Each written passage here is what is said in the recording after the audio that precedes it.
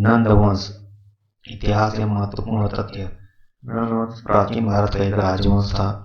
पुराणों में इसे महापद्मन कहा गया।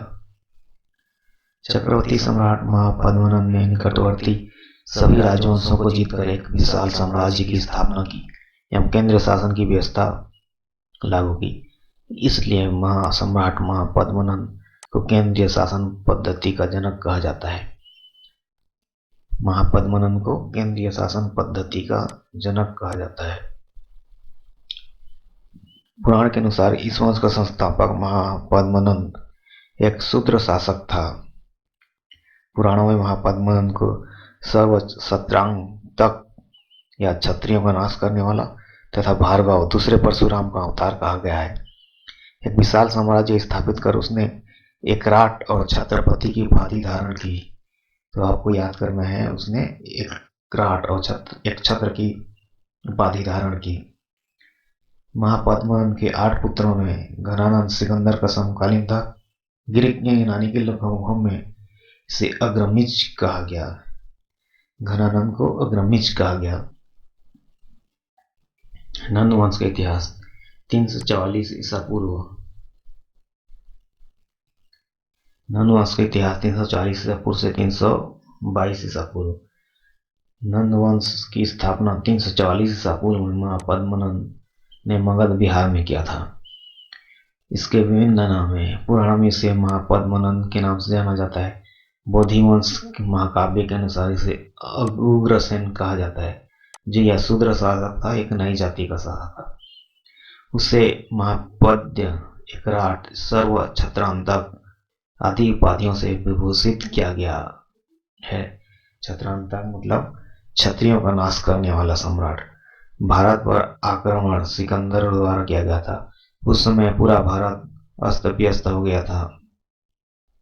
धनानंद एक लालची और धन संग्रही शासक था, जिसे असीम शक्ति और संपत्ति के बावजूद वह जनता के विश्वास को जीत नहीं सका। उसे एक महान विद्वान ब्राह्मण चाणक्य को अपमानित किया, जिसके कारण चाणक्य ने अपनी कूटनीति से धनानंद को पराजित कर चंद्रगुप्त मौर्य को मगध का शासक बनाया। महापद्मनंद पहला शासक था जो गंगा घाटी की सीमाओं का अतिक्रमण कर विंध्य पर्वत के दक्षिण तक विजय पताका लहराई। व्याकरण के आचार्य पाणिनि महापद्मनंद के मित्र थे। महत्वपूर्ण तथ्य है, व्याकरण के आचार्य पाणिनि महापद्मनंद के मित्र थे। वर्ष, उपवर्ष, वर, रुचि, कात्यायन जैसे विद्वान नंद शासन में हुए। शाक्टक तथा स्थूलभद्र धनानंद के जैन मतावलंबी अमात्य थे।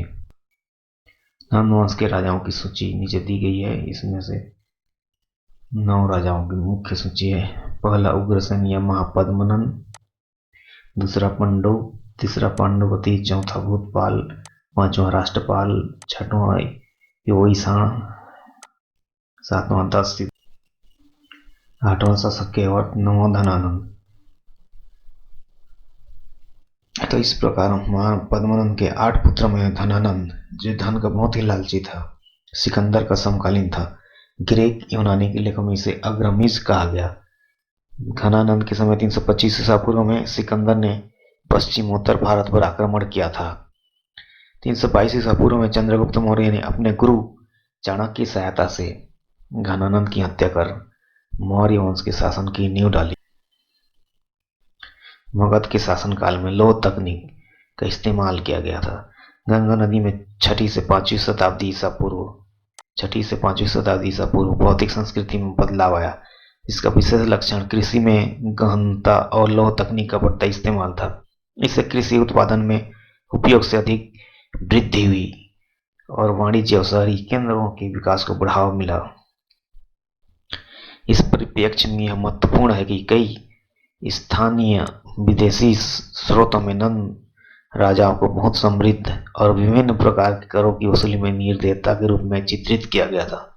क्योंकि वह शूद्र और नई जाति का था, इसलिए उसके स्वभाव में कोई परिवर्तन नहीं आया।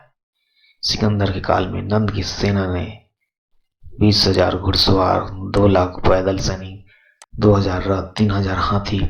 प्रशासन में नंद राज्य द्वारा उठाए गए कदम। कलिंग उड़ीसा में सिंचाई परियोजना के निर्माण एक मंत्रिमंडल परिषद के गठन से स्पष्ट होते हैं। यह नंद वंश की महत्वपूर्ण देन है। नंद वंश के बाद मौर्य वंश का शासन आया।